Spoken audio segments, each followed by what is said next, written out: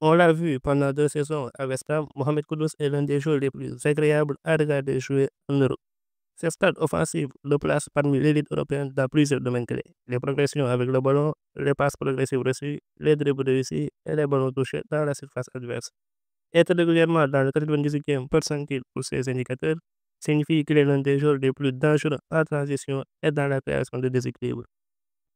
Si on regarde les progressives carries, c'est-à-dire les portées de balle progressives, il est à 3,41 par 90 minutes, ce qui est un indicateur clé pour évaluer l'impact du joueur dans la construction offensive. Kudus excelle dans ce domaine, ce qui signifie qu'il est souvent le déclencheur des attaques de son équipe. Contrairement à des milieux de terrain qui attendent le ballon dans les pieds, Mohamed Kudus a cette capacité à descendre chercher la balle. Cela en fait un atout majeur dans les transitions, mais aussi contre les équipes qui pressent haut. Son physique lui permet de résister au duel et sa vision de jeu lui offre plusieurs solutions une fois qu'il avance avec le ballon. Et c'est là où son profil est intéressant dans ce tournoi qui se profile à l'horizon.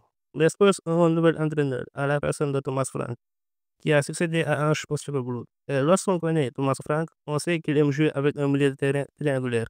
Ces milieux de terrain sont généralement composés d'un récupérateur, d'un relayeur et d'un meneur de jeu créatif, qui était le plus souvent Michael Damsgaard.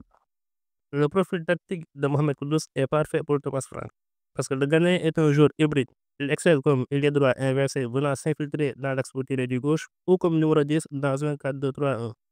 Son dribble, sa vision des espaces et sa finition en font une arme idéale pour les contre-attaques rapides, le déblocage de défense compacte. Avec 7,51 passes progressives reçues par 90 minutes, Mohamed Kudus se distingue comme l'un des joueurs les plus efficaces pour recevoir le ballon dans des zones avancées, ce qui en fait un joueur capable de relier la construction et la finition. Pour maximiser son impact, Tottenham devra s'appuyer sur ses appels et sa capacité à jouer entre les lignes. Son intégration à droite d'une attaque à 3 ou comme meneur de jeu derrière un avant-centre offre une flexibilité précieuse. Il va libérer par exemple un joueur comme James Madison de certaines contraintes créatives, parce qu'on l'a vu l'année dernière. Tottenham utilisait même Dejan Kulusevski comme relayeur parce que l'équipe manquait de créativité.